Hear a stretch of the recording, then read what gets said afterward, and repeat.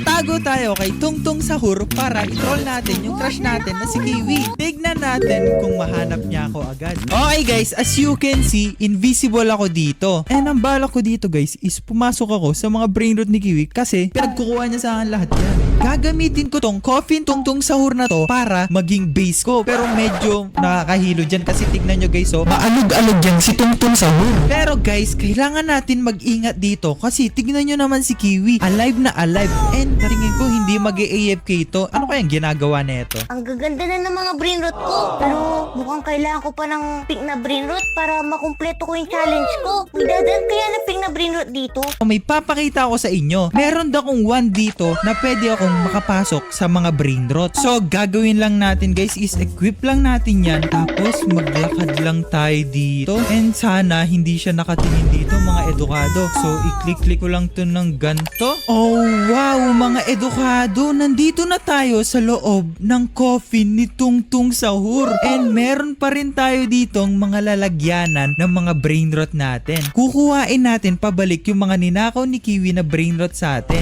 And itatago natin dito. Pero may problema tayo. Hindi ko alam ang mangyayari pag binenta ni Kiwi yung Tungtung Sahur na coffin. Pero sa tingin ko hindi naman ibebenta ni Kiwi yun. Bakit ganun? Puro nubini naman. Wala bang pink brain rot dito? Open ko nga to. Sana pink yung makuha ko. Ito, hindi naman buong pink yung katawan niya. I-delete ko na nga lang to. Wait lang mga edukado. May dinilit ba si Kiwi? Oh no. Wait lang. Labas muna tayo. Oh no mga edukado. Parang dinilit niya yung nasa loob ng admin Lucky Block. Oh no, parang delikado tayo dito ah. Baka i-delete din kasi ni Kiwi itong coffin Tungtung Sahur. Pero you know what mga edukado? Siguro gawin na natin ang first steal natin. Okay, steal na natin tong Cookie and Milky. And boom! Napunta na agad. Let's go. Ha? What? Nanakawan ako? Paano nangyari yun? Eh ako lang mag-isa dito. Ano yung nanakaw sa akin? Okay guys, sa tingin ko nagtataka na si Kiwi kasi tignan nyo bigla na lang siya napatunganga. Pero labas muna tayo dito sa base niya. Ha?